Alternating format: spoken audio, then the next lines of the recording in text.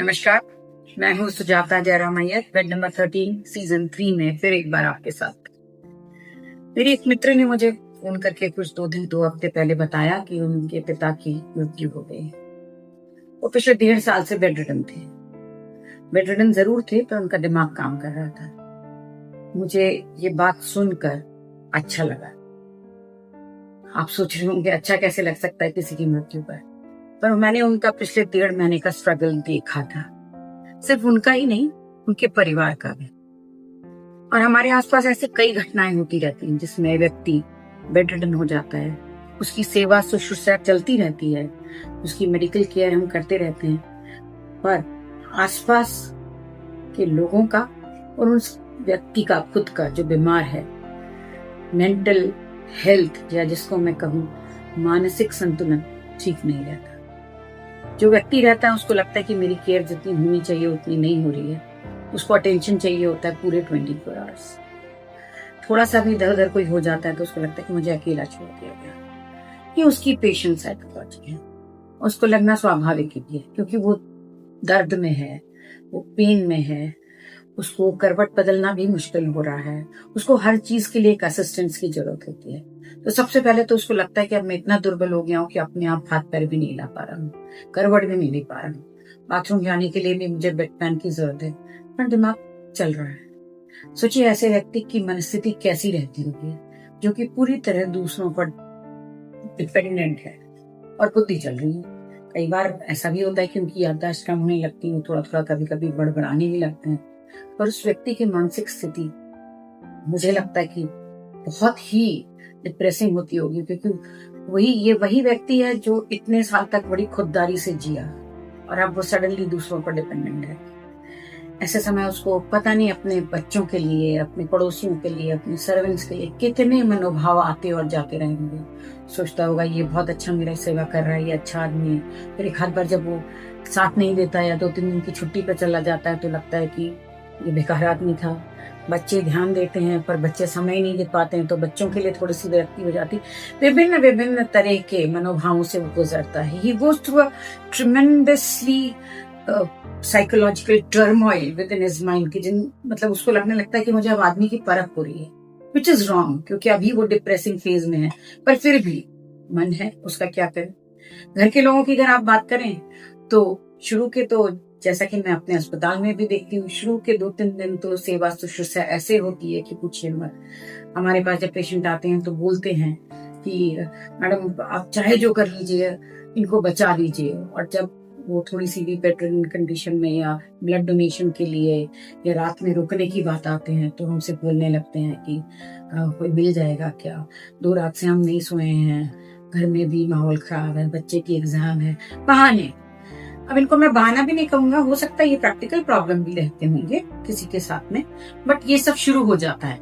तो एक psychological study जिसमें हमने पाया the care given by the hospital and the patient attender decreases after the 3rd day. It slowly decreases, diminishes to the level that सिर्फ एक बार आके देख लेते हैं। वो तो पड़े हुए हैं आईसीयू में, हम क्या करें उनको देखकर। डॉक्टर फोन कर देंगे, फिर हम देखते हैं आईसीयू के चार्ट पे नंबर लिखा रहता है कि in emergency please call this number. Patient अकेला पड़ा रहता है, कभी उसको होश रहता है, कभी उसको होश नहीं भी रहता है।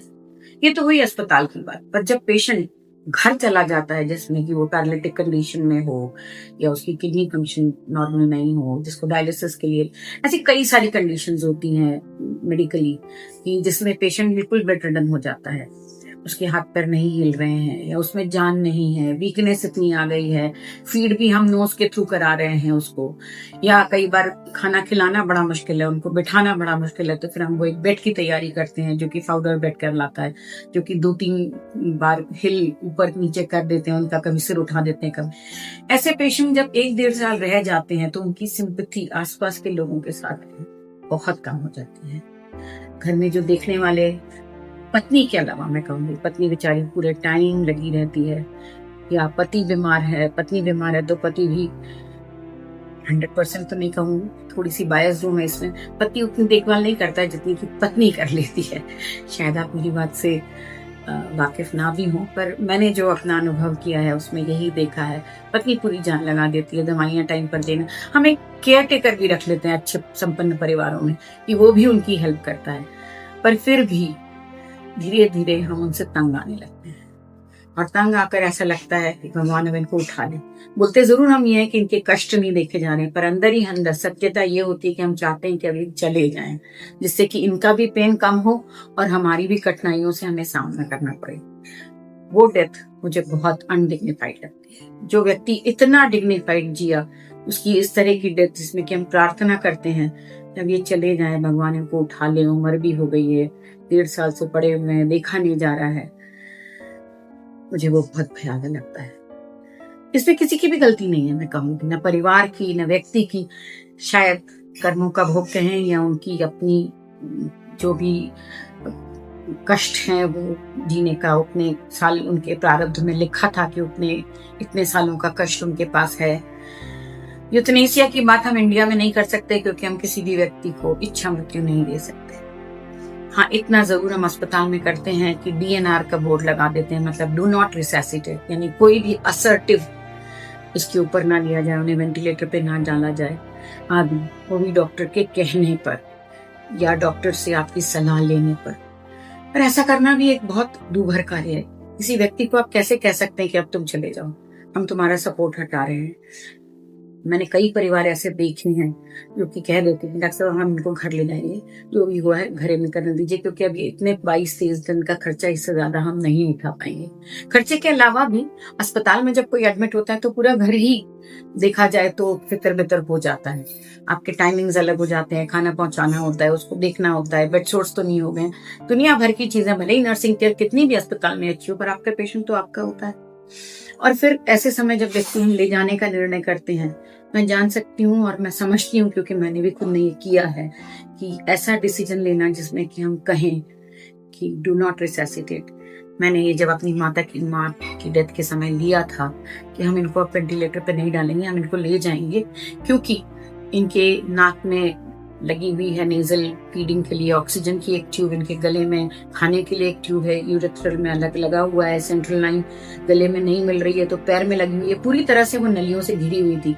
और मुझे मालूम था कि ये कितने भी दिन ऐसे काट लें पर ये आप उठ के बैठ नहीं पाएंगे। तो मेडिकल फील्ड में होने से मैंने ये जब डिसीजन लिया तो मेरे भाई और मेरी बहन के लिए ये गले उतारना बहुत कठिन था। मेरी बहन फिर भी समझ गई, पर मेरा भाई बिल्कुल भी नहीं समझ पा रहा था, और वो आज भी कभी कभी कहता है कि हम शायद कोशिश करते तो वहां बच जाते। इस गिल्ट से हम सब गुजरते हैं, पर मैं ये भी शायद इसलिए ले रही हूँ कि मेरे को उस फ्रेंड की याद आई जब जो 1.5 साल से अपने पिताजी की देखभाल कर रही थी, और अब उनके जाने के बाद जब मैं उससे मिली थी तो उसने मुझसे कहा था कि अब इनको ले जाएंगे तो अच्छा हो जाएगा। तो उसके बाद जब उसने मुझसे फोन पे बात करी और जब मैं उससे मिलने गई वो टूट चुकी थी। कहीं एक गिल्ट उसके दिमाग में था। ऐसा कोई भी निर्णय लेने से पहले मुझे लगता है कि हम अपने आप को कन्विंस कर लें। बहुत मुश्किल है कन्विंस करना, मैं समझ सकती हूँ, पर इस ऐसे पेशेंट के साथ में बहुत दिनों तक सिंपैथी रख पाना भी बहुत मुश्किल होता है। भगवान ऐसे दिन किसी को न दिखाए। इसी के साथ नमस्कार।